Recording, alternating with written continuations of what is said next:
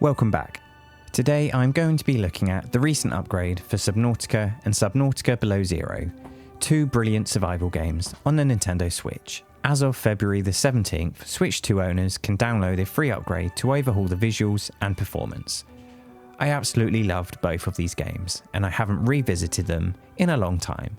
So, let's see if the performance holds water or if this update is simply out of its depth.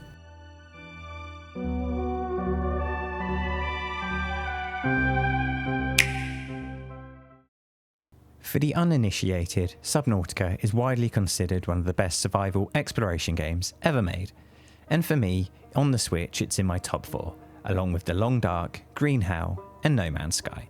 Subnautica has you crash land on planet 4546b, an alien world covered almost entirely by water.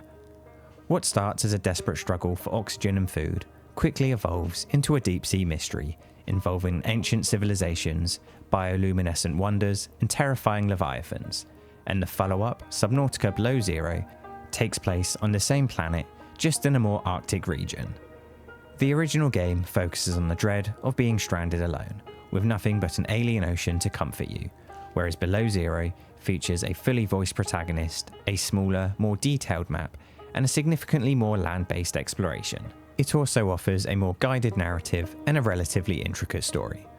While similar at times, they do play very differently. You have the choice between the environmental and discovery-based first game over a character-driven, more direct journey of the second game, but both are fantastic. The gameplay loop is incredibly addictive. You dive for resources, build intricate underwater bases, and pilot high-tech submersibles. It's a game with extreme contrasts, peaceful and beautiful one moment, then bone-chillingly tense the next, and they really are both brilliant games. From a personal point of view, the first game hits a little harder. The isolation and lack of any real interaction is quite frightening. Add to that the alien planet and all the unknowns, it really is unsettling. Upon launching the game, you'll get the choice of 4 game modes, and I love this. You have the 3 difficulty variations of the survival modes, and then a creative mode with no pressure or expectations. It's just a game mode that lets you build anything and everything you want. You don't have to worry about food, water, oxygen, or unlocking anything. While the original Switch port was a technical miracle, it was held back by the hardware. The original system dealt with very significant pop-in and blurry visuals, where it was hitting 900p docked and 720 in handheld, with the frame rate dipping below 30 frames per second in the more complex biomes, but for the most part it was surprisingly consistent at 30. But the Nintendo Switch 2 upgrade released on February the 17th changes the game entirely. It isn't just a patch, it's a dedicated Switch 2 upgrade, and something that we all love to hear is that it's a free upgrade path, something that should be a common practice. In order to get this to work, you need to have the base game installed with the most recent updates, and then head on over to the Nintendo eShop where you can download the upgrades. Each game has its own download. On the Switch 1, for the most part the games ran at 30 frames per second with a few frame drops.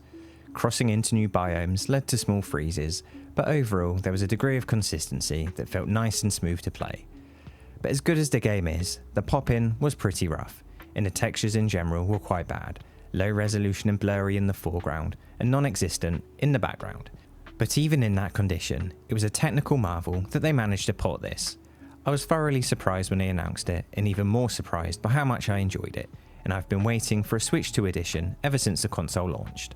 With this update, the devs stated that we would have 1440p resolution with up to 60 frames per second docked, and 1080p res in handheld, also with up to 60 frames per second, in addition to the Joy-Con 2 mouse control support. But the most important thing there is that it says up to 60. First of all, this game 100% looks so much better.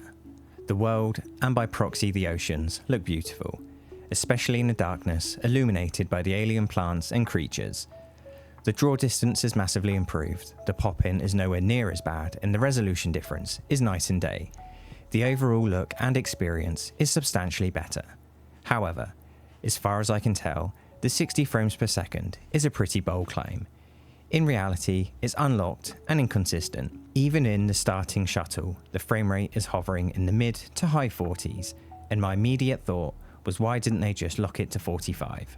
As you move out into the open ocean, the frame rate bounces from 45 to 60, and in reality, it's all over the shop. It was quite rare to get any sort of consistency, and unfortunately, you can feel the frame drops, and it really is a shame because it looks so much sharper. It still looks beautiful, and at times it runs fine, but I do feel like it was a bit of a cop-out claiming up to 60 frames per second. While factually true, it only really hits that when you are stood still looking at stationary environment, such as the moon. Don't get me wrong, there are periods of time that pass when you don't feel any of the jankiness, and it's wonderful, but then you'll hit a small stutter and it breaks the immersion, and these games are entirely built upon the immersion. As for the mouse controls, I'm delighted they were implemented. It almost seems like a forgotten aspect these days. So few devs have actually tried to make use of them, but maybe it will come with time. For the most part, the mouse controls are fine. There are a few instances of what feels like input lag, but then it vanishes. It was more noticeable and below zero, and I'm not sure if this is related to the frame drops. I don't know how they specifically interact with one another, but it is a nice addition, and I will never knock a dev for implementing and making use of them. For the most part, it's a pretty big improvement, and it is the best way to play it on Nintendo hardware, but it is a little disappointing, especially when you see how clean the visuals are. In reality, I think I would have liked the traditional route that a lot of developers are going, with a performance mode and a quality mode. I would have much preferred a 60 frames per second with Switch 1 visuals and pop-in issues, and an unlocked 30 frames per second quality mode, with the current resolution bump, overall improved visuals, and a reduction of pop-in. It's a bit confusing as to why they went for this particular goal of an unlocked frame rate, but it definitely seems like they tried to prioritise the resolution, trying to hit that 1440 docked and 1080 handheld with the improved shadow quality. And look, they worked wonders with that, but it is a little bittersweet. I give them credit for making this a free upgrade, and I want to see more of that. The likes of Red Dead and No Man's Sky along with this are really leading the charge, but I do think it needs a tiny bit more optimization or just a frame lock. I will say, if this was a paid upgrade, I'd be quite upset. It's definitely an improved way of playing the game. It really does look beautiful, but there's still work to be done. I do hope this isn't the final product, because it does seem to be sat in an awkward purgatory between a quality and performance mode, but at the end of the day, go and check it out if you already own the game. If you don't own either game yet, I wouldn't necessarily rush out to get it. They both regularly crop up on a sale on the eShop, and while you wait for that, it may give them enough time to apply a few patches, but I do want to emphasise that they really are fantastic games. Playing on Switch 1 or 2 with the update, you'll have a blast. This just wasn't quite what I was expecting. Also, if you can aim to pick up the physical edition, I would do, as it bundles both games in together. Let me know in the comments below what you think about this. Also, let me know what your favourite survival game is on the Switch. If I was really pushed for one, I would have to say Green Hell. It just has everything. That's another game I'd really like to see a Switch 2 version for. If you enjoyed the video, feel free to like and subscribe. It really does help the channel out. But with that said, thanks for watching, stay cozy, and yeah, I'll see you around.